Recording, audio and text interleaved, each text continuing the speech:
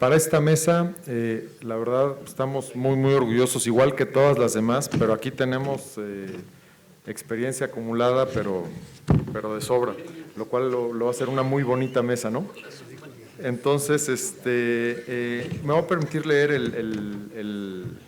la semblanza del ingeniero Óscar de Buen. El ingeniero Óscar de Buen es ingeniero civil de la UNAM y maestro en ciencias con especialidad en transporte del Instituto Tecnológico de Massachusetts. Desempeñó diversos cargos en la Secretaría de Comunicaciones y Transportes hasta alcanzar el nivel de subsecretario de Infraestructura. En la Secretaría dirigió y participó en múltiples estudios para orientar la política de transporte nacional. Contribuyó a la formación del Instituto Mexicano del Transporte y a la creación de la capacidad institucional para dar seguimiento a las autopistas concesionadas federales.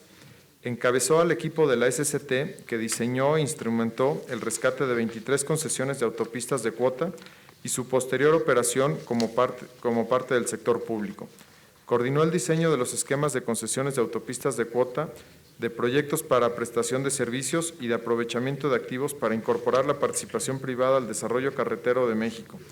Bajo su dirección se prepararon y licitaron 13 proyectos de concesión y 7 proyectos de prestación de servicios, todos terminados o en diversas etapas de ejecución.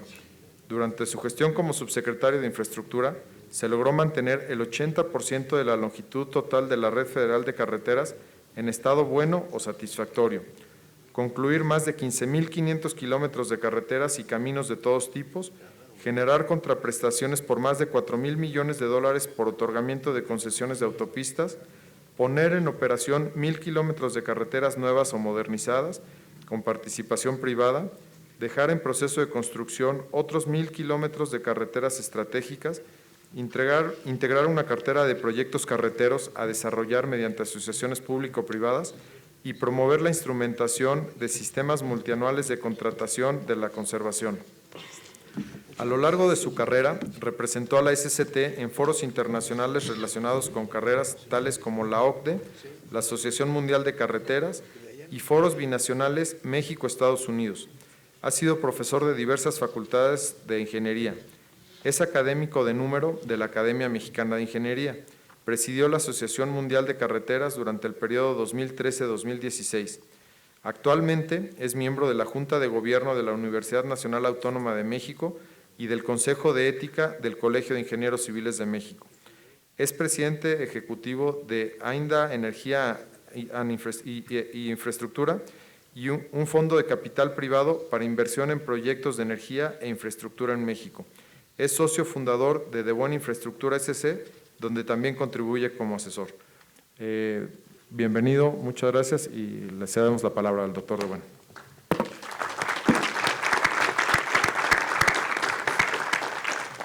Muchas gracias por la presentación, gracias a todos y gracias al colegio por la invitación a participar en este foro.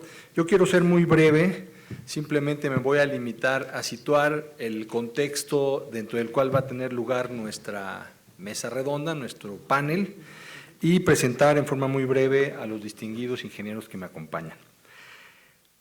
El título dice todo y no dice nada. Transversalidad de la infraestructura del transporte. Bueno, cada quien entiende lo que quiere por una cuestión como esa. Entonces, tratemos de enfocarlo en algo concreto. Yo lo que les puedo decir es que hoy en día el funcionamiento de las sociedades modernas depende en gran medida del transporte. Los servicios de transporte, tanto aéreo como marítimo, ferroviario y carretero, son esenciales tanto para el movimiento de pasajeros como de carga, en recorridos cortos y largos, dentro de las ciudades y entre ellas. A su vez, la infraestructura de transporte es esencial para que los servicios de transporte puedan operar con normalidad y cumplir con las expectativas de los usuarios. Por consiguiente, la planeación, el proyecto, la construcción, operación y mantenimiento de la infraestructura de transporte deben ser oportuna y correctamente realizados para que la infraestructura funcione de manera adecuada. Durante el ciclo de vida de la infraestructura de transporte se presentan diversos factores que deben ser considerados sistemáticamente para asegurar su buen funcionamiento en entornos que son cada vez más complejos. Así, A las preocupaciones de la ingeniería tradicional hay que sumar cuestiones relacionadas con su aceptación social, con su interacción con las comunidades, con su resiliencia y su grado de sustentabilidad.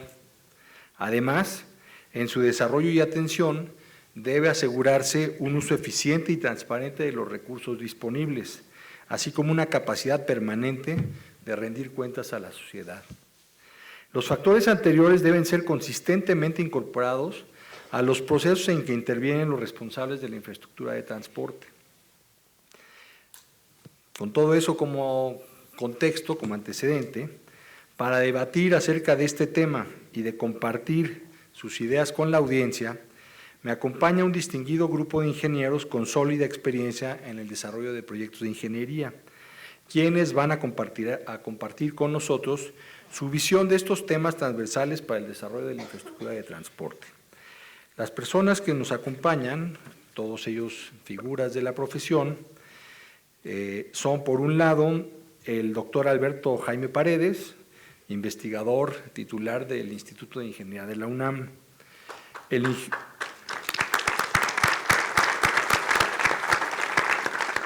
ingeniero, bueno, el doctor Paredes, independientemente de que nos pueda hablar de lo que él considera importante, va a enfocarse sobre todo en el tema de resiliencia. También está el ingeniero Óscar Vega Roldán, quien se encargará del tema de agua y actualmente es presidente, director general de CIEPS Consultores y profesor de la Facultad de Ingeniería de la UNAM. Bienvenido, ingeniero Vega. También nos acompaña el ingeniero Luis Robledo Cabello, cuya especialidad es el tema de gerencia de proyectos, entre otros. Él actualmente es director general de la empresa Grupo de Ingeniería y Consultoría en Obras S.A. Bienvenido, ingeniero Robledo. Y como cuarto participante en nuestra mesa, nos acompaña también el ingeniero Luis Montañez Cartaxo, especialista en medio ambiente y planeación, quien es director general del Centro de Servicios en Energía y Sustentabilidad, SC. Bienvenido, Luis. Bien, pues dicho todo esto, les comparto un poco la forma como pretendemos desarrollar esta mesa. Tenemos dos preguntas, bueno, la idea es que tengamos dos módulos de alrededor de media hora de duración cada uno de ellos, durante los cuales escucharemos las opiniones de nuestros panelistas en torno a dos preguntas para cada uno de esos dos módulos. Voy a leerlas en un momento. Y posteriormente, una vez que terminemos estos dos módulos, cosa que ocurrirá dentro de una hora, tendremos un rato, unos 20 minutos, para preguntas y respuestas por parte de la audiencia. Así que si ustedes tienen ganas de participar, temas, cuestiones que quieran poner sobre la mesa, pues vayan utilizando los modernos medios tecnológicos que ahora tenemos aquí a disposición para poder participar. Las preguntas de la primera ronda de comentarios son las siguientes. Dado este tema de la transversalidad de la infraestructura de transporte, la pregunta 1 dice lo siguiente: desde la óptica de su especialidad, es decir, agua, resiliencia, gerencia de proyectos y demás, ¿cuáles son los principales elementos que hay que considerar al planear, proyectar, construir, operar y mantener infraestructura de transporte? Y la segunda es que nos digan de todos esos elementos, de los elementos que consideren importantes, ¿cuál diría usted que es el más importante en las actuales condiciones de nuestro país? Pongo esas dos preguntas sobre la mesa y pues le cedería el uso de la palabra a nuestros panelistas, pidiendo a cada uno de ellos que tratara de enfocar sus comentarios en estas dos preguntas y hablar durante unos 5 minutos para que podamos mantener una dinámica ágil en el panel. No sé quién quiera hacer uso de la palabra. En el orden de aparición, el doctor Alberto Jaime. Bueno, primero, muchas gracias por la invitación a participar en este foro. Yo vengo en representación del coordinador del Comité de Resiliencia de la Infraestructura del Colegio, el ingeniero Guillermo Guerrero Villalobos. me pidió, en mi calidad de miembro de tal comité, que pasara yo aquí con ustedes estos momentos y que los aprovechara para hacer algunas reflexiones con ustedes respecto a la resiliencia de la infraestructura del transporte. ¿Qué entendemos por resiliencia de la infraestructura del transporte? Pues es la capacidad que tienen las redes de transporte para soportar eventos extremos de origen natural o causados por el hombre, operar durante esos eventos y recuperarse una vez que han pasado tales eventos. ¿Cuáles pueden ser ellos? Pues pueden ser huracanes, lluvias fuertes, sismos, etcétera. Incluso, por ejemplo, en el caso de Oaxaca, la detención o el corte de carreteras por los maestros de la CENTE, que es muy conocido. Todos estos eventos pueden causar problemas. Ahora, ¿cómo enfrenta las redes de transporte estos asuntos? Bueno, primero, de la definición que acabamos de dar de resiliencia de la infraestructura de transporte se desprenden 4 grandes elementos. Uno es el elemento técnico, otro es el elemento organizacional, otro es el elemento económico y finalmente el cuarto elemento es la composición o el aspecto social de esto. ¿A qué se refiere la parte técnica? Bueno, en la reunión que acaba de pasar nos dieron muchísimos ejemplos de lo que es la resiliencia técnica, el uso de información, el uso de instrumentación, etcétera.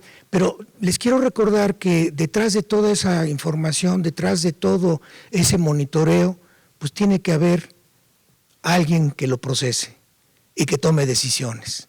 Eso se llama la parte organizacional. También dentro de la parte técnica intervienen los aspectos de análisis y diseño, herramientas que tengamos para poder hacer mejores análisis, para mejor diseño, pues son justamente los reglamentos y las normas de construcción. Pero también en la parte técnica del elemento de resiliencia están los aspectos de operación y mantenimiento y por supuesto monitoreo y sistemas de información que se tengan dentro del sistema, en este caso una red de transporte. El otro elemento muy importante es el organizacional. Algunos de ustedes lanzaron algunas preguntas que implicaron que el jefe no quería utilizar ciertas técnicas.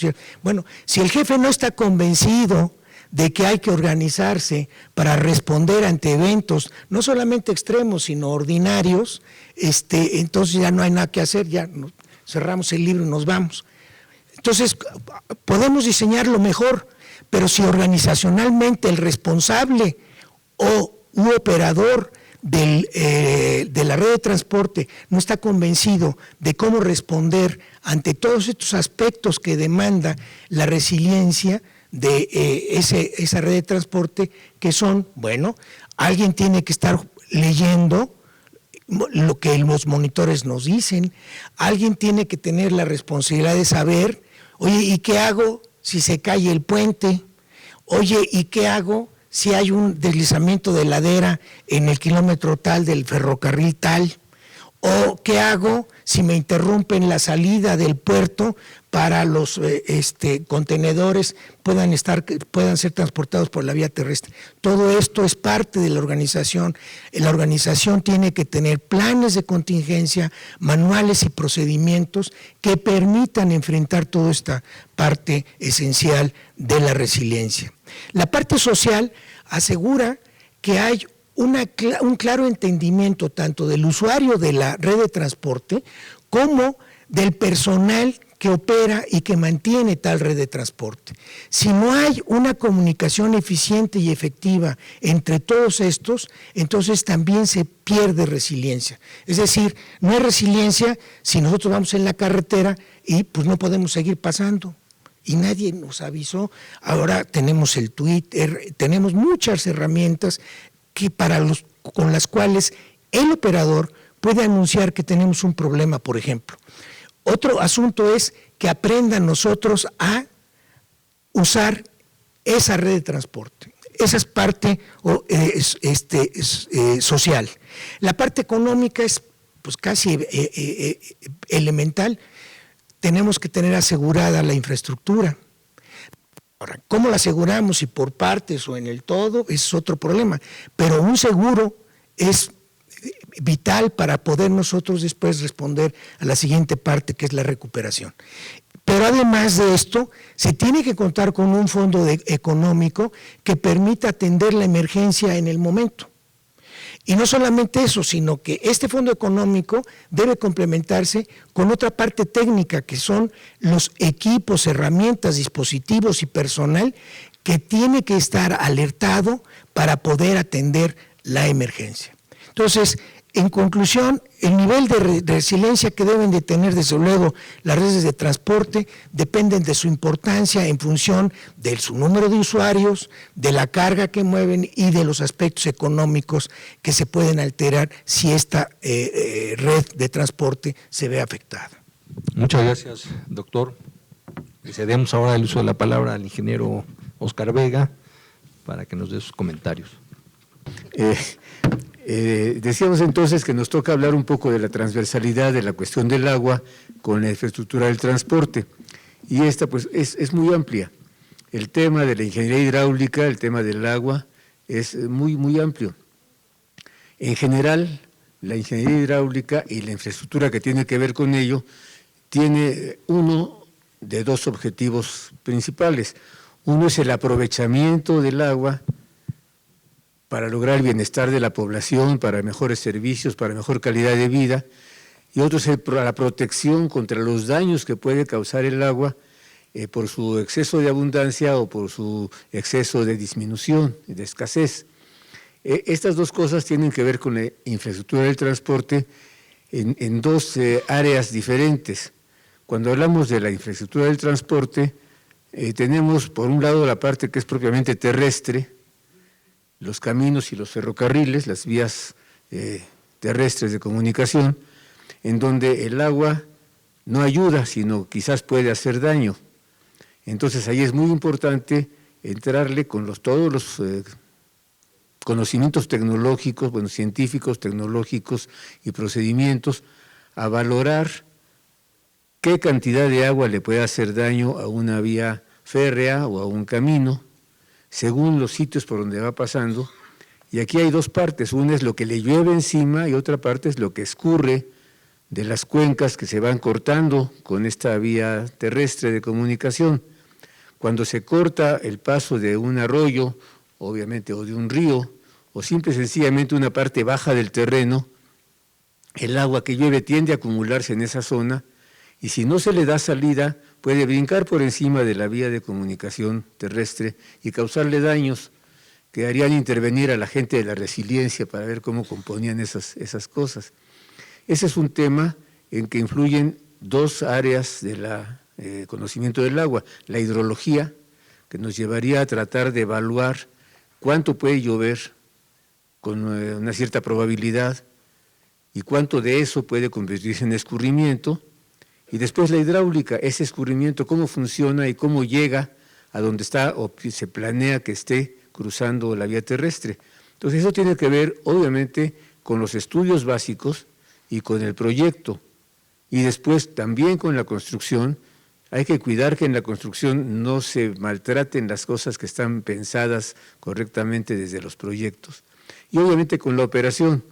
Entonces, todo lo que es diseño de cunetas y otros canalitos así por el estilo, o sobre todo con lo que decía yo, las obras de cruce, alcantarillas o puentes, alcantarillas de todo tipo y puentes más grandes o más pequeños, o de algunas partes en que simplemente por cruzar una zona baja larga, no es fácil pensar en hacer alcantarillas o hay que hacer varias, y entonces darle capacidad al terraplén de la vía terrestre para retener y no sufrir daños por la cantidad de agua que se puede acumular en caso de una tormenta y de un escurrimiento extraordinario. Entonces, eso es en lo que se refiere a la intervención del agua en el proyecto, construcción, operación de vías de comunicación de tipo terrestre. Otras vías de comunicación, de transporte, son las que serían aéreas. Ahí realmente lo importante son los aeropuertos. Allí también tiene que cuidarse con mucha atención el problema que pueda provenir de una lluvia extraordinaria que impida que un avión aterrice con seguridad en las pistas diseñadas para tal.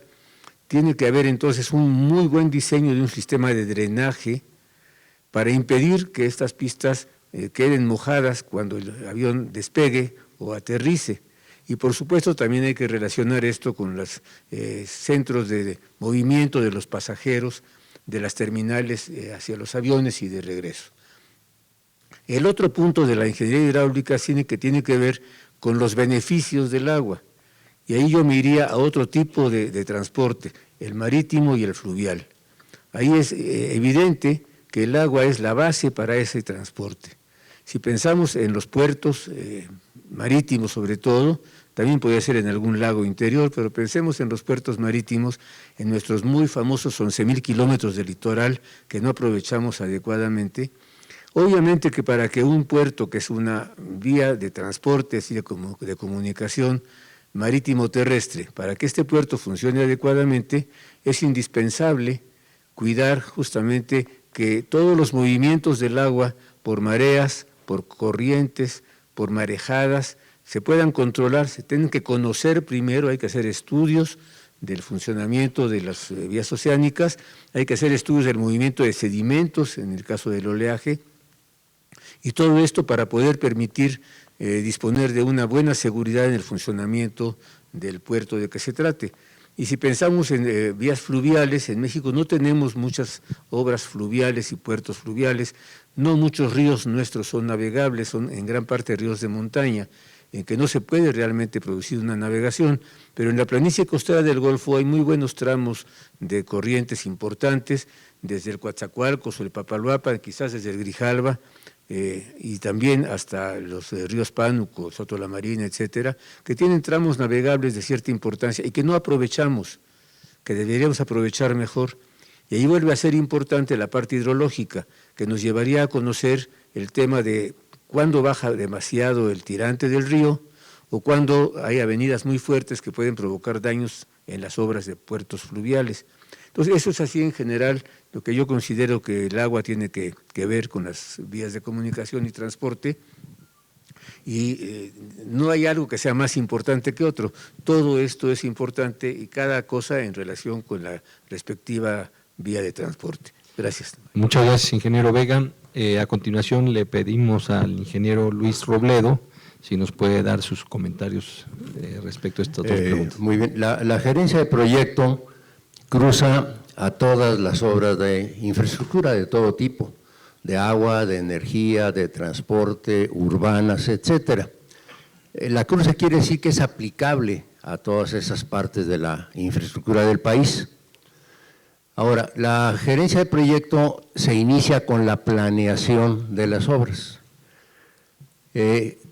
Como una parte muy importante del diagnóstico de la situación actual y del prestigio de la ingeniería civil mexicana, está un estudio que acaba de actualizar la Auditoría Superior de la Federación, en donde analiza los 100 proyectos más grandes de infraestructura del país. Incluye a Pemex, a Comisión Federal, a la Secretaría de Comunicaciones y Transportes, a la Comisión Nacional del Agua, etcétera, ¿no? Hasta el Senado, con el edificio del Senado, ¿no? La Torre de Luz, por ejemplo, está en ese diagnóstico. El diagnóstico de la Auditoría Superior de la Federación es muy preciso, analiza 100 obras de gran importe y llega a la conclusión que todas esas obras tuvieron un sobrecosto del 150% cuando menos, promedio 150%, y retrasos del 180%. Y es muy interesante porque la sociedad, sobre todo los medios de comunicación mexicanos, nos culpan a los ingenieros civiles, mecánicos, electricistas, químicos, etcétera, pues de que no sabemos hacer obras, no sabemos proyectarlas, no sabemos planearlas.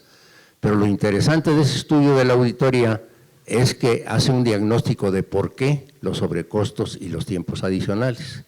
Y llega a la conclusión, en primer lugar, que el 60% de la causa es imputable a un proyecto ejecutivo insuficiente o deficiente.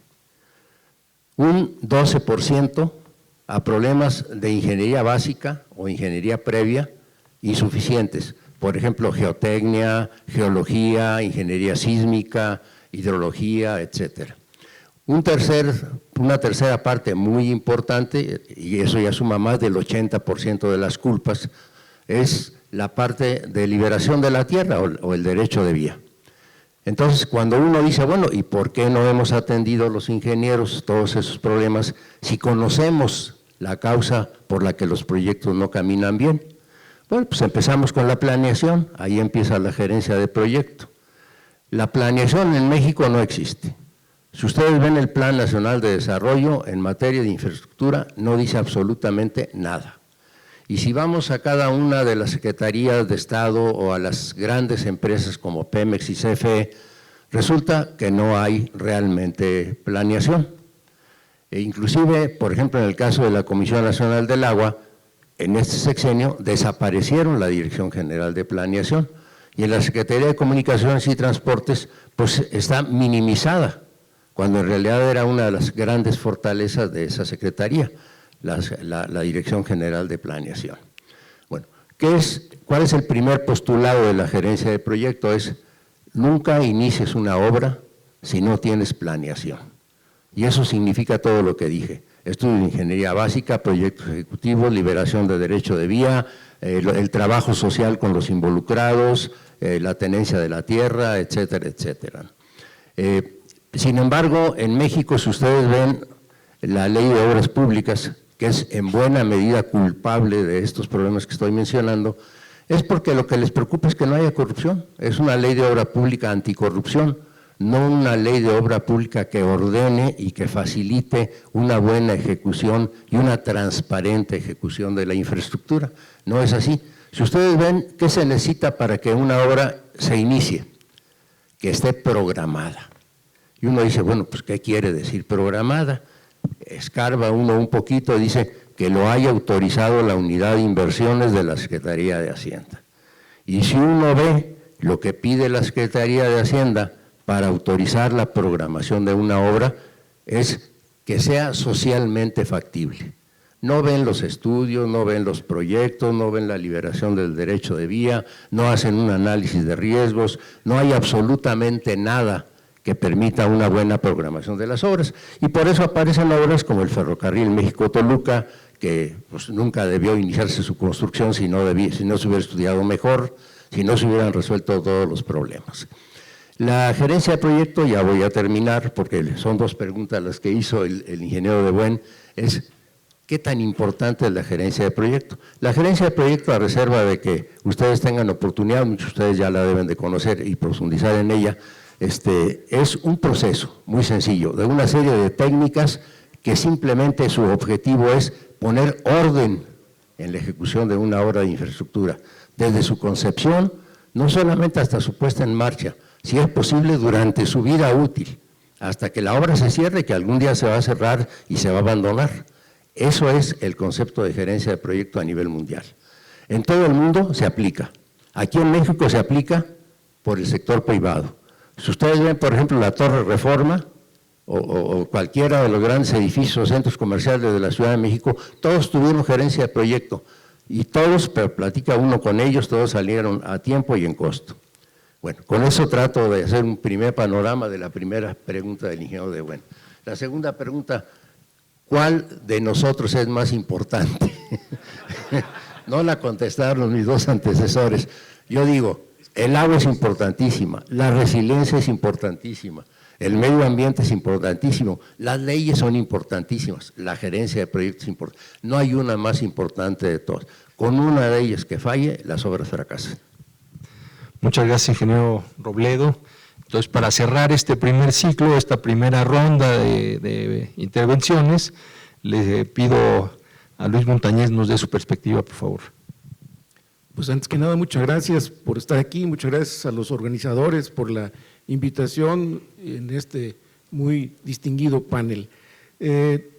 Podríamos hablar probablemente de cosas que todos ustedes saben con respecto a impactos ambientales que generan los proyectos de transporte, los lineales como carreteras, ferrocarriles, y los de implicación mucho más localizada, como los aeropuertos y los puertos. Pero bueno, eso a lo mejor es largo, hablar de temas como fragmentación del hábitat, que eso ocurre muchísimo con los proyectos lineales. Podríamos hablar de deforestación, que ocurre también tanto con los proyectos lineales como los de sitio específico.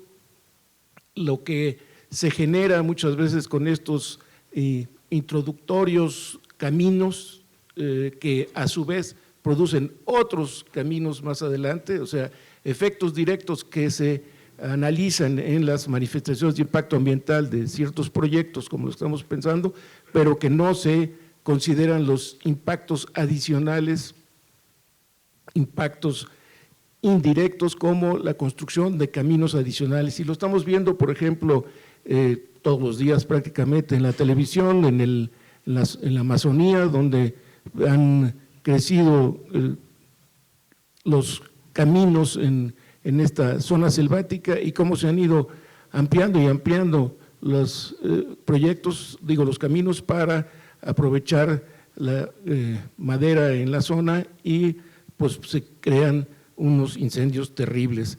Hay efectos de barrera en los proyectos estos lineales con respecto a migración de fauna, hay incremento del ruido y uno diría, bueno, pues ¿cuál es el problema? Pues mucha de la avifauna es muy sensible al ruido y no se reproduce igualmente si hay ruido. Hay un caso específico que yo recuerdo en una de las reuniones de la Asociación Internacional para la Evaluación de Impactos, que había una comunidad que no dejó pasar a 1 kilómetro de distancia de su sitio ceremonial una carretera por el ruido, porque ellos se reunían ahí para brindarle respeto al silencio.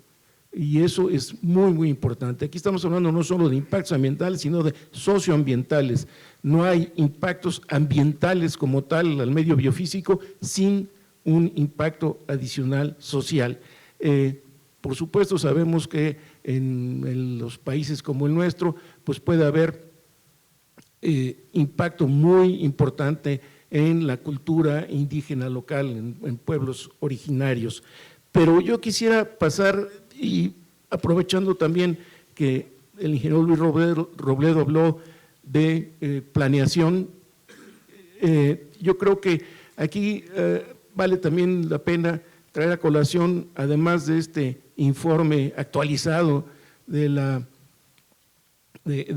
Diputación, de la Auditoría Superior de la Federación, otro que es un informe de del Banco Interamericano de Desarrollo sobre desarrollo de proyectos en general de infraestructura en América Latina en los últimos 40 años. Y en particular con respecto a proyectos de transporte, habla de 53 proyectos de transporte que tuvieron implicaciones que ellos llaman conflictos muy importantes, conflictos generalmente sociales, pero que se traducen en lo que dijo el ingeniero Robledo, en sobrecostos y entrega tardía de los proyectos para su operación. Y de lo que hace este análisis es divide las categorías de conflictos en 4, que son el ambiental, el social, el económico y de gobernanza. Y es en ese sentido parecido a lo que mencionaba el doctor Alberto Jaime en cuanto a organización. Aquí gobernanza nos referimos a planeación deficiente, consulta inadecuada, falta de transparencia, corrupción, mala reputación previa de la empresa constructora o desarrolladora e insuficiente participación local de las personas en la empresa, no son contratadas. Lo que vale la pena resaltar tal vez es que el 94% de estos proyectos de transporte tuvieron planeación deficiente, lo que decía el ingeniero Robledo. Esa es la clave, la planeación deficiente, y ahí es donde se generan los conflictos. Hay una consulta inadecuada con las partes presumiblemente afectadas y las partes interesadas previas al desarrollo del proyecto. A lo mejor salta por ahí la pregunta de la corrupción, pues sí, es un aspecto importante también. 1/3 de los proyectos tienen problemas de corrupción y probablemente lo importante también es aquí la falta de beneficios locales. Se ve que se construye una obra, pero los locales no se sienten o no son beneficiados con esos proyectos. Hay degradación ambiental en 50% de estos proyectos de transporte, contaminación ambiental en 42% de ellos, y hay incumplimiento del gobierno de acciones acordadas previamente en 45% de los casos. Y hay 47% de los casos en los que hay un impacto muy importante a las localidades, que es el precio del servicio que se da con esta obra no alcanza para los que se supone son beneficiarios de ella. Y esto es muy claro en el transporte en ciudades. Hasta ahí la dejaría. Muy bien, muchas gracias Luis por estos comentarios. Cerramos así este primer bloque. Y bueno, pues las preguntas que tenemos planteadas para el segundo, yo quisiera agregarles también un pequeño plus para poder aprovechar pues los resultados de esta primera sesión o de esta primera parte de preguntas. Las preguntas para el segundo bloque son básicamente las siguientes. ¿Cuál es la principal contribución de su especialidad al desarrollo de proyectos exitosos de infraestructura de transporte y cómo generar condiciones adecuadas para potenciarlas? Y la otra es cómo podemos salir del círculo vicioso generado por la presión política, las prisas por iniciar obras y los problemas de operación de la infraestructura, atendiendo los elementos transversales aquí tratados. En otras palabras, yo lo que quisiera es escuchar los comentarios de nuestros panelistas, de cuáles podrían ser sus ideas, sus propuestas, partiendo de la base siguiente. México es un país de 130 millones de habitantes, tiene una infraestructura vasta y extensa, importantísima para las labores y para el funcionamiento del país en todos los ámbitos, y necesita proyectos de infraestructura, de construcción nueva, de modernización y de conservación de lo que tiene. Esos proyectos de infraestructura se desarrollan en un entorno cada vez más complejo, lo estamos viendo con requerimientos ambientales, requerimientos de transparencia, de gobernanza, de cuestiones hidráulicas, cuestiones de asegurar su resiliencia, de tomar en cuenta la opinión de las comunidades indígenas y etcétera. O sea, todo lo que aquí se ha estado comentando.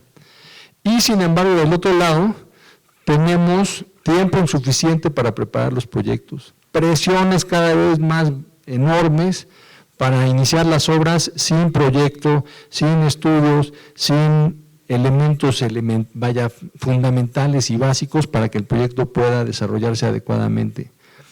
En otras palabras, se pide cada vez más, se exige más a la infraestructura, se le da menos en términos de recursos y tiempo, y bueno, pues el resultado de todo eso son los problemas que nos relata el ingeniero Robledo, derivados de un estudio de la Auditoría Superior de la Federación.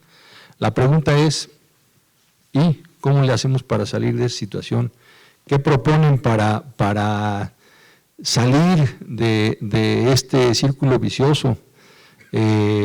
También aquí lo dijeron, ¿por qué en el sector privado sí jalan las cosas y en el sector público no?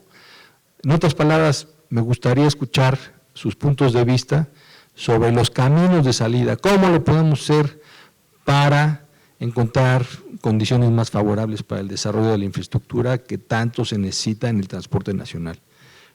Doctor Jaime. Muchas gracias, Oscar. Bueno, la primera parte de la pregunta me quiero concentrar un poco en ella. ¿Qué hace el diseño resiliente en la infraestructura del transporte? Bueno, proporciona una visión integral de todos los elementos que conforman una red de transporte, justamente. Estos elementos, y vuelvo a insistir en ellos, son técnicos, organizacionales, económicos y sociales. Tienen todas estas dimensiones. La resiliencia también se tiene que aclarar que se divide en resiliencia interna y resiliencia externa. La resiliencia interna es la que corresponde al promotor u operador de la red de transporte, es decir, es todo aquello que tiene que ver específicamente, por ejemplo, si es una carretera, si es un ferrocarril, si es un aeropuerto, con todas las especificidades propias de esa red de transporte.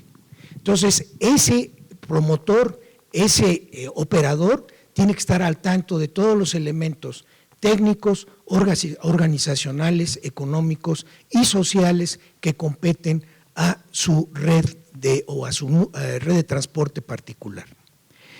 La resiliencia externa se refiere al entorno en el que está inmersa esa red de transporte. ¿Cuál es el entorno? Pues el municipio, el Estado y finalmente la nación, es decir, la federación. Los 3 niveles de gobierno son los que van a proporcionar, y la sociedad, perdón, los 3 niveles de gobierno y la sociedad, o sea, todos los ciudadanos, somos los que vamos a proporcionar la resiliencia externa. ¿En qué consiste esa resiliencia externa? Tiene exactamente los mismos elementos. Tiene que tener elementos técnicos. El municipio, el Estado y la Federación debe de contar con cuerpos de respuesta ante emergencias, bomberos, policías, brigadas de protección civil, etcétera. También ahí el gobierno, esto es una parte técnica, en esa parte técnica tiene mucho que ver en cuanto a la elaboración e implementación y juzgar que se cumplan, ¿sí?, los reglamentos y normas de construcción que son aplicables al caso en que estemos analizando. La resiliencia externa también en el aspecto organizacional implica que, como aquí alguien dijo antes, el jefe de jefes esté enterado de que hay que responder ante emergencias y, para sorpresa de todos los mexicanos, en México estamos en la ruta de huracanes, de tormentas de convección intensas, de sismos y también de desastres generados por nosotros mismos, desastres antrópicos. Entonces, de que estamos todos los días expuestos a una amenaza natural o antrópica, es una realidad. Nuestro país todos los años ha enfrentado algún evento extremo en una o en otra porción de su territorio. Entonces, si el jefe de jefes no está consciente de eso, si el gobernador, si el presidente municipal y nosotros como sociedad no estamos conscientes de eso, la parte organizacional va a perder muchos aspectos. ¿Por qué? Porque no vamos a tener buenas leyes de protección civil, no vamos a tener buenos reglamentos ni protocolos de atención durante la emergencia. ¿Por qué? Porque no sabemos qué hacer, ¿sí? No, es que si ya tenemos la alarma sísmica de la ciudad y de Oaxaca y de otros lados, llega. ¿Y luego? ¿Y cómo vamos a proceder si sonara la alarma en este momento? Todos nosotros sabemos por dónde salir, a dónde irnos. Vamos a salir en tropel. Eso es parte de la cuestión organizacional y eso es parte de lo que el ciudadano y la sociedad debe de tener. La otra parte es que la autoridad debe de tener fondos, que sí los tiene, es una parte en la que hemos avanzado mucho. Hay fondos para prevenir o remediar algunos aspectos, para disminuir los riesgos, y hay fondos para responder ante la emergencia. El FONDEN es el fondo para responder ante la emergencia y ahorita se me va el nombre, pero es un fondo que no se usa, de acuerdo con la Auditoría Superior de la Nación, ya que han repetidamente mencionado a la auditoría. No se usa, no hay, ahí está el fondo y no se ha usado. Entonces, en la cuestión de prevención, claro. Entonces, también el último punto es, ¿qué tiene que hacer la sociedad junto con las autoridades para responder ante una emergencia? ¿Cómo debe de ser el protocolo que debemos de seguir como sociedad para atender tal emergencia? Y quiero terminar enfatizando una parte muy importante de la resiliencia, que son el conjunto de leyes y reglamentos que tienen que ver, por un lado, con las construcciones, etcétera, que ya lo había mencionado, y con en especial de las redes de transporte, y por otro lado con las leyes y reglamentos de protección civil. Pero aquí falta uno adicional que cada vez se desprecia más: la colecta de datos, tanto hidrometeorológicos, climatológicos, seguimiento de huracanes, etcétera, como otros datos como son calidad del aire, como son calidad del agua. Todos estos datos forman parte de la resiliencia de la infraestructura, ahora sí ya en general, de nuestro país. Y aquí acabo. Muchas gracias, Alberto. Le pasamos el micrófono al ingeniero Vega Roldán, por favor. Gracias, tocayo. Bueno, la primera pregunta en que se refiere a en qué consideraría yo que más ha contribuido el campo de la ingeniería hidráulica al mejor desarrollo de la infraestructura de transporte. Yo creo que es una pregunta muy difícil de contestar porque realmente, según el tipo de infraestructura, es en lo que ha contribuido la ingeniería hidráulica. Quizás me iría yo por la fácil de decir, ha contribuido a fuerza de generar un mayor conocimiento de la influencia del agua en los distintos tipos de infraestructura del transporte. Eso sería quizás la única cosa que yo podría decir. Y me voy más bien a la segunda parte de la pregunta. ¿Cómo le podríamos hacer para que esto mejorara y se sostuviera? Y ahí sí hay una serie de cosas. La primera palabra que me viene a la cabeza es educación. En dos ámbitos diferentes. Una es la educación más difícil del planeta, que es educar a los políticos. Eso es tremendamente complicado. Educarlos en cualquier sentido que sea, porque no todos, claro, siempre hay excepciones, pero el político siempre cree que sabe todo. Y en nuestro país tenemos un poquito esa costumbre de admitir que si alguien llega a un puesto, cualquiera que sea en la política, un puesto de cierta importancia, lo que el señor diga está bien y se acata, y no hay críticas y no hay discusión. Entonces, ahí hay ese problema, el señor se cree que sabe todo y nosotros se lo aceptamos. Y yo creo que ahí sería muy importante educar a los políticos en un montón de cosas, y una que tendría que ver con la aplicación de los conocimientos de la tecnología de ciertos tipos de ingeniería, una mejor aplicación de las obras de infraestructura. Pero también la educación de nosotros mismos como técnicos. Hablábamos hace un momento de que la parte del agua tiene mucho que ver, por ejemplo, con la infraestructura portuaria. En nuestro país, hace 80 años había una universidad con una Escuela Nacional de Ingenieros. Después empezó a haber alguna otra escuela por allí y ahora hay cientos de universidades en donde hay escuelas de ingenieros. Y entonces la pregunta es, ¿y qué se enseña? ¿Y quiénes son los maestros que pueden enseñar en cientos de universidades? Bueno, no sé, pero vamos a pensar en aquí, en la que tenemos más a la mano, la Universidad Nacional. Ese puro adjetivo nos está hablando de su importancia. Y ahí está la Escuela Nacional de Ingenieros, hoy Facultad de Ingeniería de la Universidad Nacional. Y en esta Escuela Nacional de Ingenieros o Facultad de Ingeniería, la más importante del país, si no lo es, debiera serlo, naturalmente, no hay una clase de hidráulica marítima. Eso desapareció. Y entonces, pues, ¿cuál es la relación de esto con la infraestructura del transporte? Pues ninguna.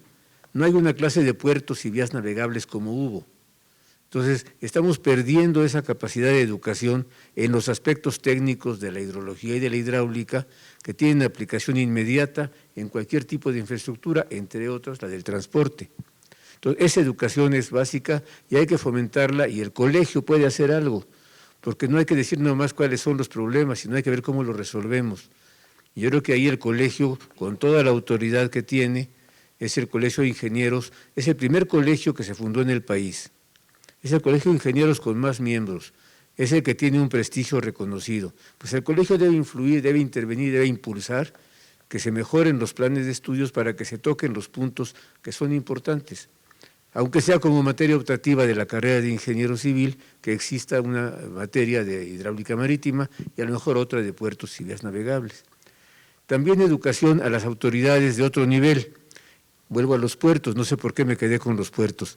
En las administraciones portuarias, el administrador de las APIs debe ser una gente que sepa administración, que sepa economía. Su función es que funcione bien todo el movimiento de mercancías que es transporte. Pero también tiene que tener un conocimiento de la parte técnica para darle la importancia que tiene. el diseño de las obras portuarias, la construcción de las obras portuarias y su mantenimiento y conservación tiene que tener importancia en la mente del señor administrador de la API. No hablemos de las vías lineales, de las vías terrestres de transporte en esa forma, pero sí en esta otra. También ahí hace falta. Miren ustedes, uno de los ríos de Tabasco. Tabasco es uno de los estados con más problemas en el país, en todos aspectos. Y uno de ellos es la baja elevación de sus tierras en general. Es un estado que por definición es inundable. Y entonces ahí bajan las corrientes de dos partes de la Sierra Alta de Chiapas a través del río Grijalva, que baja de la sierra y desemboca en el estado de Tabasco, baja con muchos metros y se encuentra con un terreno que está casi a nivel del mar, bueno, con pocos metros arriba del nivel del mar. Entonces ahí hay un río importante, uno de las descargas del Alto Grijalva, que es el Samaria. Y el Samaria tenía unos problemas espantosos porque la carretera costera tenía diseñados unos accesos al puente del Samaria demasiado largos. Entonces estos accesos al puente del Samaria bloqueaban el paso del agua. No cabía el agua más que subiendo un tirante muy importante por la sección que le habían dejado al paso en el puente. Y entonces se desbordaba y se inundaba. Tan fácil como eso, educación a los señores responsables de este tipo de obras de infraestructura para que no hagan ese tipo de tonterías, que no acepten hacerlas. Ese es un tipo de problema que estamos comentando.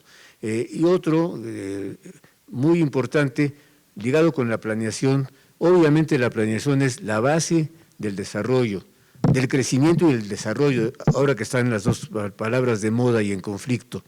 Hay que empezar por la planeación. Y la planeación tiene que empezar por la medición. Si no medimos, si no tenemos otros datos, pero si bien medidos, no podemos progresar.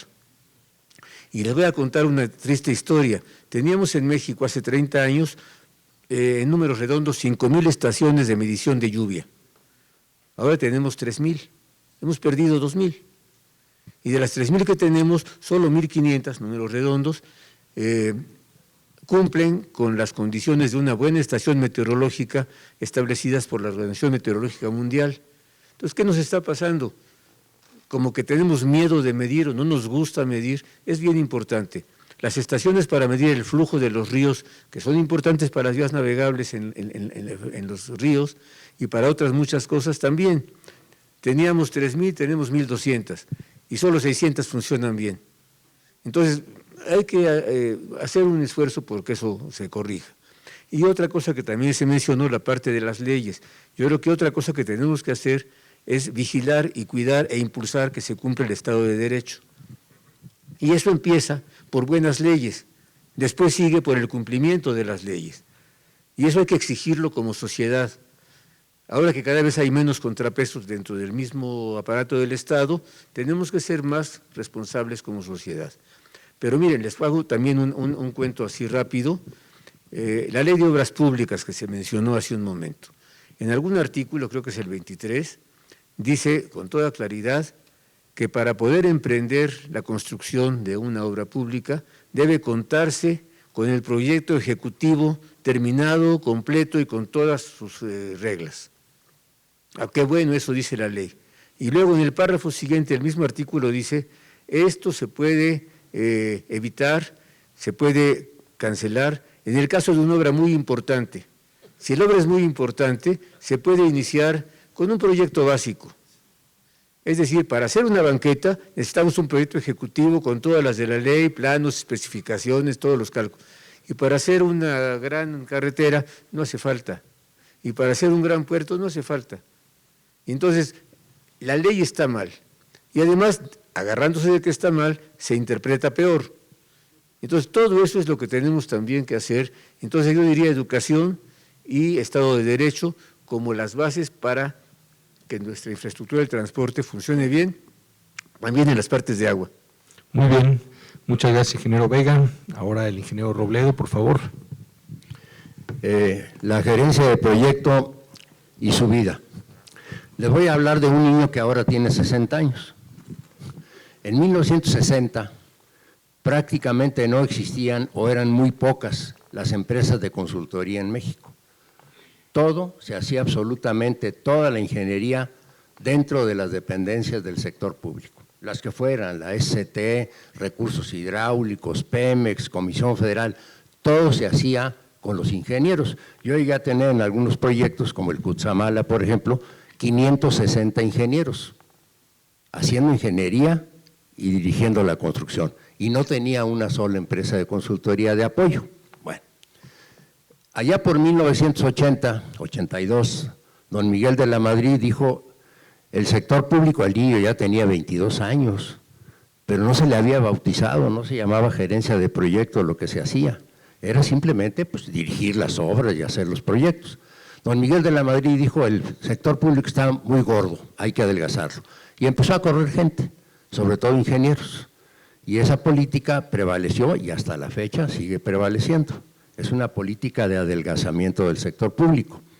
En aquel entonces yo empezaba a intervenir un poquito en el colegio, visitamos al secretario de Programación y Presupuesto, el licenciado Carlos Salinas de Gortari, y le planteamos que no era una política adecuada despedir gente si no había empresas de consultoría, y dijo, no se preocupen, se van a crear muy rápido y vamos a ponerle grandes presupuestos a todas las secretarías de Estado para que impulsen a las empresas de consultoría, no se preocupen, la ingeniería no va a sufrir por eso. No sucedió así, fue cuando empezaron a aparecer proyectos insuficientes, malos proyectos, ingeniería básica insuficiente, etcétera. Por ahí del año 2000, hace 18 años, el Colegio de Ingenieros Civiles de México retomó este asunto y le planteó al sector público la necesidad de tener, ya con el ejemplo de la gerencia de proyecto, ya con ese nombre y apellido, así se le puso entonces, cuando ya el niño tenía 40 años, la ingeniería mexicana, se le puso, a partir de esta fecha, estas actividades se van a llamar gerencia de proyecto, a partir de allá del año 2000 más o menos. Pero fue una iniciativa del colegio, no del gobierno. Hemos tratado en el colegio de que se aplique la gerencia de proyecto. El proyecto del aeropuerto en Texcoco. Contrataron a una empresa, Parsons, una empresa extranjera, con una gran experiencia en la dirección de la construcción de aeropuertos como gerente de proyecto. Me hicieron favor de permitirme el contrato de Parsons para que yo viera sus alcances, y mi opinión al director del grupo aeroportuario es: el contenido del contrato de Parsons no cumple con las necesidades de una gerencia de proyecto. Esto que le dieron a Parsons se llama, dentro de la gerencia de proyecto, se llama gerencia de programa. Necesitan contratar algo complementario para que sea una gerencia de proyecto. Lo consultaron con una asesora jurídica muy importante y le propusieron que autorizara o que diera su opinión favorable para que se contratara una empresa que complementara los servicios de Parsons, o que el mismo Parsons tuviera un contrato ampliatorio. Y la recomendación, no, porque el contrato de Parsons se llama gerencia de proyecto, y entonces se duplicarían las actividades. No, es que las actividades son diferentes. Bueno, no se le pudo convencer y nunca se contrató el complemento de la gerencia de proyecto en el aeropuerto de Texcoco. Iba a tener problemas si seguían las cosas así. Seguíamos luchando aquí en el colegio por convencer a la Secretaría de Comunicaciones y al grupo aeroportuario que contrataran un complemento de lo que estaba haciendo Parsons. No era culpa de Parsons, ellos estaban haciendo lo que decía su contrato, pero no era una gerencia de proyectos. Ahora, ¿cómo veo el futuro? Dentro de poco tiempo, más o menos un mes, vamos a tener un foro como este aquí de gerencia de proyectos, que a mí me está tocando coordinar. Le propuse al Consejo Directivo del Colegio, a través de su presidente, que nos permitieran abordar 3 temas: agua, energía y transporte. En lugar de 6 sesiones como en este foro de transporte, solamente vamos a tener sesiones del doble de duración, pero para dedicarle un poquito más de tiempo a esos 3 temas, agua, energía y transporte. De transporte elegimos, ojalá nos puedan ustedes acompañar, el proyecto del aeropuerto en Santa Lucía.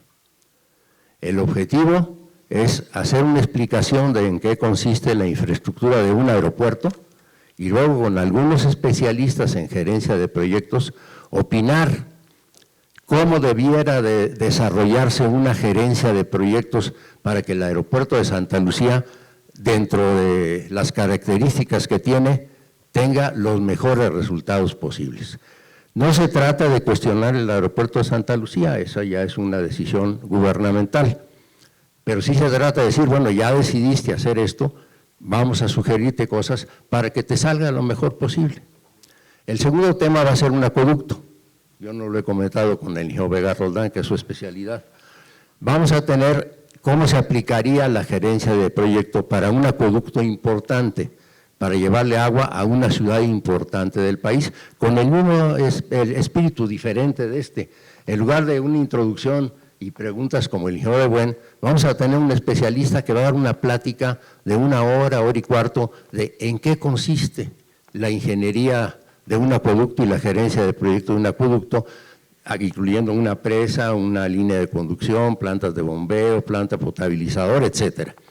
Y vamos a hacer después, con los expertos en gerencia de proyecto, decir, vamos a ver qué le recomendamos a la Conagua para que haga una buena gerencia de proyecto de ese acueducto. Y al siguiente día, el tema es la refinería, la parte de energía, la refinería de Dos Bocas. Vamos a hacer lo mismo. Una gente que sabe bastante de refinerías va a hacer una presentación en 1 hora, hora y media, de las 3 horas y media que dura la reunión, de en qué consiste una refinería, porque yo, por ejemplo, pues sé muy poco de los constituyentes de una refinería. Bueno, primero que me digan qué es una refinería, y luego 3 expertos en gerencia de proyectos, aunque no sepan mucho de refinería, dirían sería deseable aplicarle a la refinería una gerencia de proyecto que podría consistir en esto, en esto, en esto y en esto. Bueno, eso es el futuro de la gerencia de proyecto, a mi juicio, en 3 proyectos emblemáticos. Muchas gracias, ingeniero Robledo. Cerramos este segundo módulo con la intervención del ingeniero Luis Montañez, por favor. ¿Cómo no? Yo diría que de las fortalezas de la parte ambiental de evaluación de impactos en México, pues está existe por ley la obligación de realizar una evaluación de impacto ambiental. Esto está legalizado desde 1988, es decir, 18 años después de que empezó este proceso en los Estados Unidos con la ley aplicada ya a partir del 1 de enero de 1970 y de la cual se han derivado prácticamente todas las leyes ambientales y de evaluación de impactos en el mundo. Un análisis que hizo un colega de Nueva Zelanda con respecto a esta aplicación en el mundo decía que cuando él hizo el análisis, que fue hace 2 o 3 años, solo había 2 países donde no se aplicaba, que eran Corea del Norte y Sudán del Sur, porque era un nuevo país recientemente independizado. Pero bueno, esa es una fortaleza, hay que hacerlo, y eso implica incorporar en la mente de los desarrolladores, así se espera, pues conceptos como justicia ambiental, derechos humanos y, por ejemplo, información que hace falta para los proyectos, ¿no? Yo, igual que Alberto Jaime, me desarrollé originalmente en el área geotécnica y en esas épocas, que ya pasaron algunos añitos, pues siempre nos veían a los geotecnistas como el raro, ¿no? ¿Qué hacen estos cuates? Todo se lo sacan de la manga, todo lo inventan, y un poco sigue siendo así, y así se ve un poco ahora la materia de evaluación de impactos. Pero créanme, es tan importante como entrada para la decisión, tanto como los estudios de agua, los estudios de topografía, los que ustedes gusten, todos esos. Ahora hay que agregar un ingrediente más, que es la evaluación de impactos. Me refiero a la evaluación de impactos no solo, como lo conocemos en México, al medio biofísico, sino al medio social, a la evaluación de impactos a la salud humana, que curiosamente en México así empezó, y resulta que prácticamente no la incorporamos en la evaluación de impactos. Tiene sus deficiencias ciertamente, y probablemente la más importante es que se aplica tarde en la evolución de los proyectos. Es decir, casi siempre se hace un proyecto, se define desde el punto de vista de ingeniería, financiero, económico y demás, y luego creen que pasando por enfrente de nuestra oficina o de la dependencia un biólogo, porque creen que es un asunto de biólogos, pues que se contrate y que en 3 semanas tenga la manifestación de impacto ambiental hecha para entregarla a la autoridad y que ésta dé su visto bueno. Y con eso, ahí termina el asunto. Es como se ve muchas veces. El tema de impactos no es un tema de biólogos o de arquitectos o de ingenieros o de abogados o de arqueólogos, es un tema de todos, es un tema multidisciplinario, interdisciplinario, transdisciplinario. Es decir, nosotros tenemos que entender lo que está diciendo el biólogo o el arqueólogo o el ecologista y ellos nos tienen que entender a nosotros. Y normalmente para dirigir estos proyectos lo mejor es tener a un ingeniero civil bien preparado a la cabeza. Pero bien preparado quiere decir pues con conocimientos. Lo que dice el ingeniero Vega Roldán para mí es clave. Hay que preparar a todos, tanto a los estudiantes, a los ingenieros futuros, como a las autoridades, y eso implica incorporar en las escuelas ese curso de evaluación de impactos de sustentabilidad que no se da actualmente. En general, pues la calidad de las manifestaciones de impacto ambiental es baja, aquí y en muchas otras partes del mundo, y eso sí, hay grandes oportunidades para mejorarlo.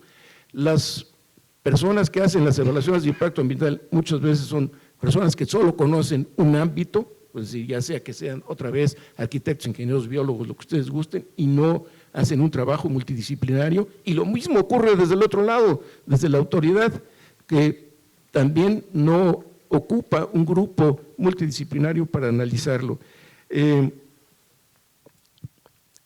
Como decía, pues todas esas carencias hay en este momento, y hay algo muy importante que no existe en la legislación mexicana y que no se practica, que es la evaluación ambiental estratégica. Esto es la evaluación de impactos aplicada a políticas, planes y programas más que a proyectos. Y no es tanto para evaluar impactos, sino para evaluar oportunidades y riesgos de desarrollo. Por ejemplo, el famoso Tren Maya, que tendrá 1.500 kilómetros de longitud o algo por el estilo. ¿Cómo es que van a hacer una evaluación de impactos de todo ese proyecto? Pues lo van a hacer probablemente dividiéndolo en fracciones, en los 7 tramos que se han dicho. Así no se hace una evaluación de impactos de un proyecto integral como ese. Para eso se ocupa la evaluación ambiental estratégica, y eso se hace en muchas partes del mundo y en México no.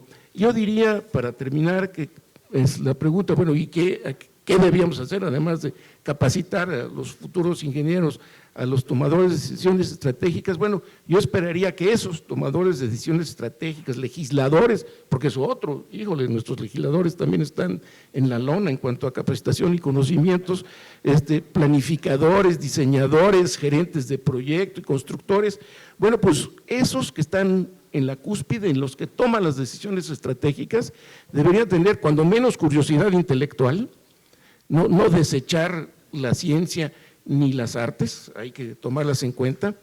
Se necesita habilidad para mantener constantemente una visión integral, una inversión general de sistema, de proyecto y procesos, una habilidad para distinguir conexiones entre todos los elementos del sistema. Se necesita facilidad de comunicación en 2 sentidos, tanto hacia arriba como hacia abajo y hacia la sociedad, a los presumiblemente afectados y a las partes interesadas. Se necesita participar activamente en actividades grupales como son estas y no encasillarse, no ensimismarse. Hay que entender que los cambios son inevitables y hay que anticiparse a ellos. Y hay que tener una especie de paranoia aceptable, esperar lo mejor, pero prepararse para lo peor. Y hay que tener conocimientos y habilidades en varios campos. Y aquí algo en lo que siempre insisto es que tenemos que entender, los ingenieros que tenemos a veces pensamientos demasiado lineales rectos, es que hay incertidumbre. Y la incertidumbre crece además con el tiempo, con la distancia en temporal a la que lo estamos viendo. Y decía Voltaire, que no era ingeniero, pero decía que la incertidumbre es un estado incómodo, pero la certeza es un estado absurdo. Muchas gracias, Luis. Bueno, pues cerramos así la participación de los panelistas en el bloque 2. Entramos, todavía nos quedan alrededor de 20 minutos para escuchar sus preguntas y tratar de responderlas. Entiendo que hay un mecanismo a través del cual se seleccionan, con apoyo en la tecnología, algunas de las preguntas que más preocupan a la audiencia. Supongo que el numerito ese que aparece en el extremo superior derecho es el número de personas que están interesadas en que se responda esa pregunta. Ok. Entonces, como la primera va dirigida a mí, vamos con la segunda. Y le paso el micrófono, a ver, vamos a ver a quién, pues evidentemente al doctor Jaime. Gracias, Oscar. ¿Qué tal, Ernesto? ¿Cómo está? Bueno, sí existen parámetros para medir la resiliencia de una infraestructura. El asunto es que hay una diversidad de ellos. No sabemos exactamente cuáles son los mejores. ¿Por qué? Pues porque, por ejemplo, para medir la resiliencia de un tramo carretero ante una tormenta, bueno, tenemos los métodos tradicionales de la hidrología en la que podemos determinar volúmenes o tiempos de duración, etcétera, y calcular con un cierto periodo de retorno una cierta tormenta para ese sitio en particular. Sí, eso es correcto y es adecuado y podemos tener números que nos digan la probabilidad de ocurrencia de esa tormenta es de tal, y si ocurre esa tormenta, el puente no tiene capacidad para pasar. Entonces, ¿cómo se aumenta la resiliencia? Pues modificando la capacidad del puente para que pase el agua que viene debido a esa tormenta. Pero hay otros casos en los que no es posible hacerlo. ¿Cómo prever que va a patinar un tráiler de 2 cajas en el acceso al puente y va a impedir que podamos pasar? Es decir, eso es un evento también extremo que ocurre, pero para el cual no tenemos nosotros información técnica que nos permita decir la probabilidad de ocurrencia de este evento es tal. No la hay, ni en México ni en el mundo. O sea, hay eventos que no son medibles y por tanto el enfoque racional a los problemas de resiliencia no se puede emplear. Entonces, existen parámetros que indican, oye, bueno, lo que pasa es que hay que ver, por ejemplo, la señalización es adecuada, el pesaje de los tráileres es adecuado, hay una inspección de los choferes, de los conductores. Todo esto tiene que intervenir e interviene en la resiliencia de la carretera, pero ¿cómo lo medimos? Es muy difícil. Entonces, algunos expertos en este tema han recomendado que además de la práctica racional que implica el conocer la amenaza, la peligrosidad de la misma, su probabilidad de ocurrencia anual y los efectos que pudiera ocurrir, este es el enfoque racional. Además de ese enfoque, ponerle un enfoque que le han llamado el enfoque resiliente, en donde tenemos que, un poco aprovechando una frase que dijo el ingeniero Luis Montañez, hay que prepararnos para esperar lo mejor, pero prepararnos para lo peor. Y para esto sirve una serie de técnicas, por ejemplo, hacer árboles de eventos, ¿sí? Árboles de eventos en los que expertos y sobre todo usuarios, bueno, sobre todo el responsable y el promotor del proyecto, el que sabe del proyecto en general, junto con usuarios y con otros ciudadanos, preguntar, bueno, oiga, puede pasar esto, puede pasar, ¿cómo pasaría? Y si pasara, ¿qué tendríamos que hacer? Entonces, esa es otra metodología que yo no llamaría irracional, pero es una metodología que nos permite también medir los riesgos y medir también, pues, el grado de resiliencia de esta infraestructura. Por otra parte, esa pregunta es muy importante porque el término, bueno, el diseño resiliente también lo debemos de emplear para nuestras carreteras ya hechas, bueno, para todas las redes de transporte ya hechas y para todas las ciudades. En las ciudades aplicar el término de resiliencia es verdaderamente complejo. Es una labor titánica, créanme. Por ejemplo, en las ciudades, ¿qué pasa si, o cómo voy a hacer esto? Lo pongo, por ejemplo.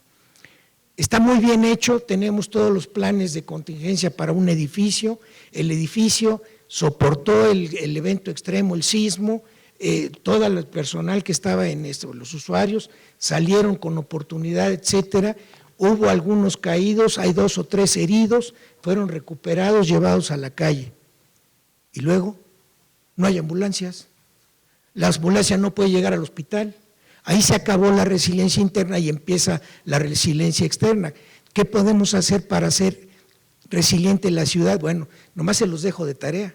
¿Cómo hacer que pueda todo esto funcionar durante un desastre? Lo vivimos hace 2 años, en el 2017. ¿Sí? Entonces, todos, y déjenme decirles, yo soy muy optimista en esto porque yo siento que sí hemos avanzado notablemente, pero mucho del lado de la respuesta de la protección civil y poco del lado de la conciencia del usuario, del responsable del sistema o del dueño del sistema, ¿sí? Y poco también desde el punto de vista de una respuesta ordenada de la sociedad. La educación, bueno, es el tema transversal de todo, ¿eh? La educación seguirá siendo muy importante. Muchas gracias, Alberto. Le paso el micrófono al ingeniero Robledo para contestar la siguiente pregunta dirigida a él. Trataré de contestarla con un ejemplo que podría hablar más de 1 hora, pero trataré de hablar 3 minutos. Perfecto. El aeropuerto en Texcoco. ¿En qué momento debe de aparecer una gerencia de proyecto? En el momento, ¿y qué diferencia hay con una supervisión? En el momento en que se decide iniciar, no la construcción, iniciar los trabajos para estudiar y proyectar un aeropuerto. 2 ejemplos a su vez dentro de eso, las pistas. Los terrenos son altamente compresibles, se sabía que las pistas se podían deformar y había 2 posibilidades, unas pistas compensadas o hacer una preconsolidación de las pistas. Ahí el gerente de proyecto desde ese momento debe participar y debe sugerirle, en este caso al grupo aeroportuario, oye, la gente que sabe más de mecánica de suelos o de geotecnia para las pistas es este tipo de empresas, el perfil es esto. Si vas a contratar una empresa que te haga el proyecto de las pistas y la ingeniería básica para las pistas, debe de tener este perfil, estos conocimientos, esta capacidad y esta experiencia, pistas. En el caso, por ejemplo, del drenaje pluvial del aeropuerto, bueno, era un sistema de colectores a 15 metros de profundidad y túneles a 25 metros de profundidad y la planta de bombeo más grande de México, ¿cuántas empresas podían hacer esos estudios y proyectos? El gerente de proyecto debe decirle al grupo aeroportuario, vas a contratar una empresa que tenga esta capacidad, conocimiento y experiencia. Sigue el proceso.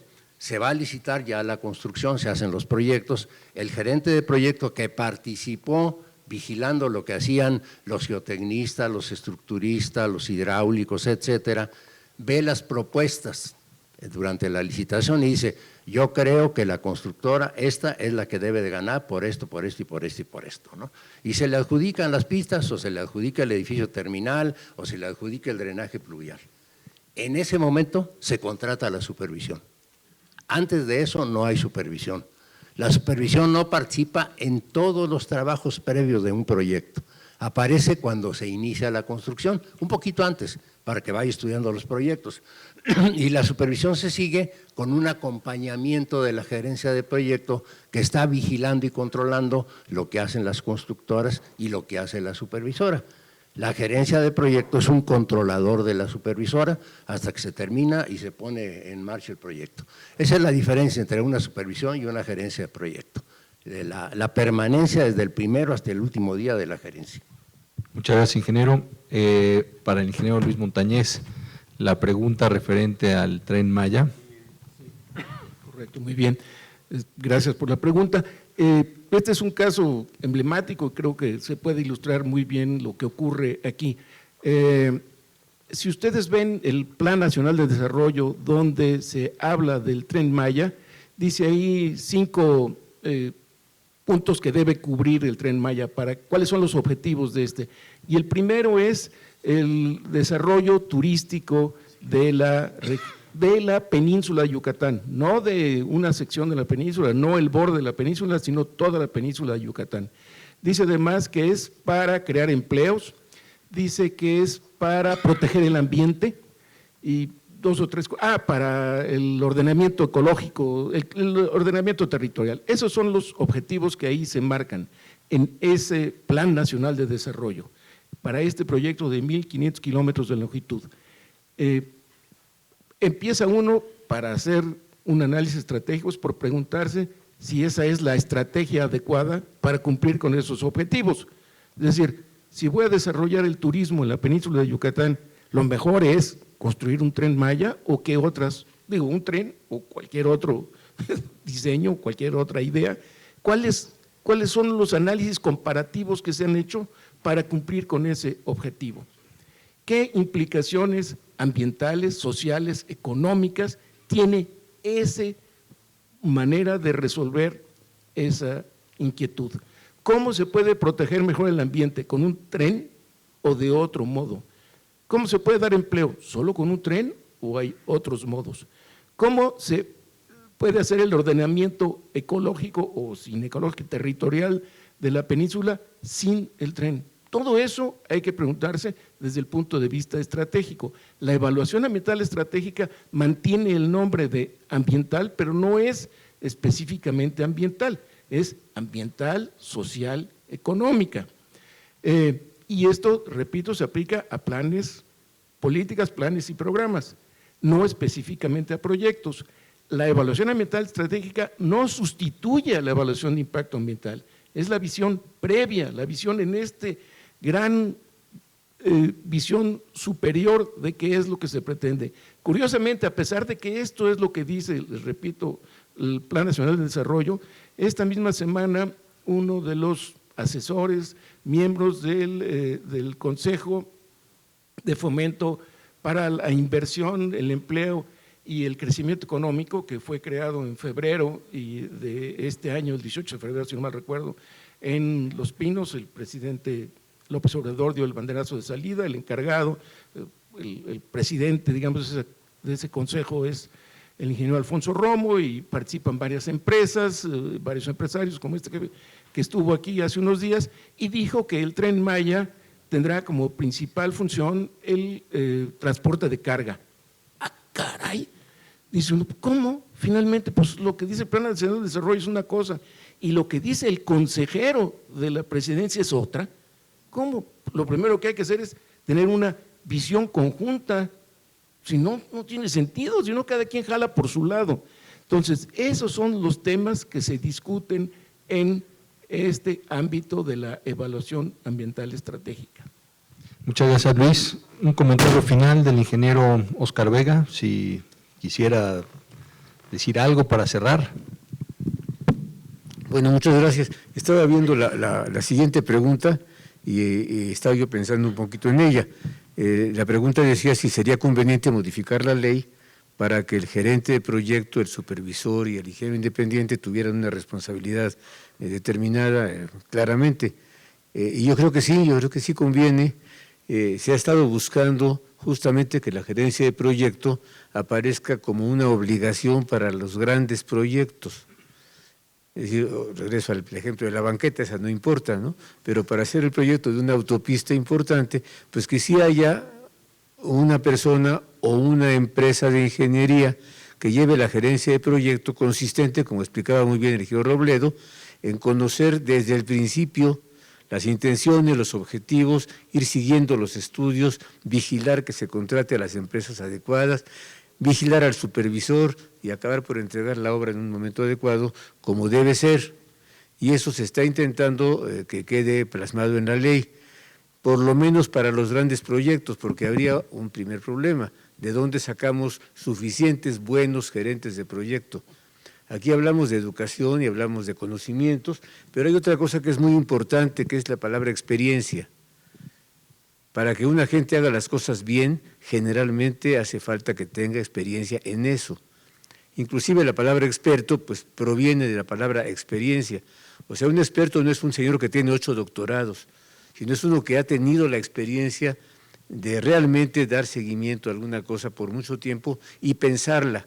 Antigüedad tampoco es experiencia. Entonces, esas son las cosas que yo quisiera dejar. Gracias. Muchas gracias, tocayo. Para cerrar, quisiera referirme un momentito a la pregunta que me formularon a mí. Se refería a si era importante hacer estudios de resiliencia en los corredores carreteros. Pues evidentemente sí. Si pensamos que por esos corredores pasa la parte mayoritaria del transporte carretero de pasajeros y carga en el territorio, pensamos que son indispensables para ello y pensamos en lo que pasaría si esos corredores se ven interrumpidos, evidentemente se necesita algún plan, alguna estrategia para darles resiliencia y para pues, asegurar que funcionen siempre en las mejores condiciones posibles. Algunos avances se han hecho al respecto, pero todavía no está debidamente institucionalizado, digamos, ese proceso, pero sin embargo tiene un claro valor.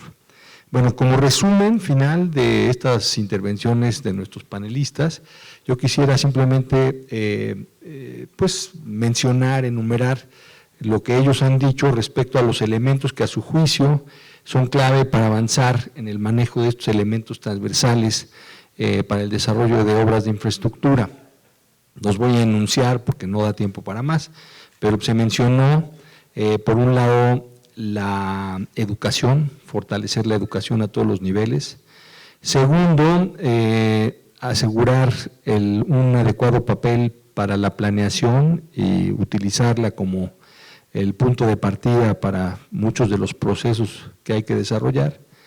Tercero, asegurar que quienes tienen que tener decisiones en ciertos puestos, en ciertas áreas, pues tengan las capacidades relevantes para poder desempeñarse adecuadamente en esas responsabilidades. Un tema adicional que se mencionó es pues que tenemos leyes, que tenemos una legalidad vigente que en lo general es bastante adecuada, a lo mejor hay que modificarla en algunas cosas, pero sobre todo hay que respetarla y hacer que se respete para poder avanzar. También se mencionó la conveniencia de que haya una mayor difusión y un mayor debate de todas estas cuestiones para asegurar su más amplia socialización y manejo. Y finalmente un punto que me atrevería a proponer, que es encargarnos de contrastar y de comparar casos. ¿Por qué ciertas cosas sí funcionan bajo ciertas condiciones y no funcionan bajo otras? Creo que el desarrollar algún tipo de ejercicio sistemático de ese tipo podría ser útil para encontrar vías o propuestas de cómo sí pueden mejorarse las cosas en nuestro país, en este momento, en esta situación, dadas las necesidades y las posibilidades que tenemos. Yo aquí cerraría, agradecería desde luego la presencia de nuestros panelistas, sus valiosos comentarios. Agradezco la invitación de los organizadores para estar aquí con ustedes, pero sobre todo, pues les agradezco a ustedes su paciencia infinita para aguantarnos a los que aquí hemos estado. Muchas gracias.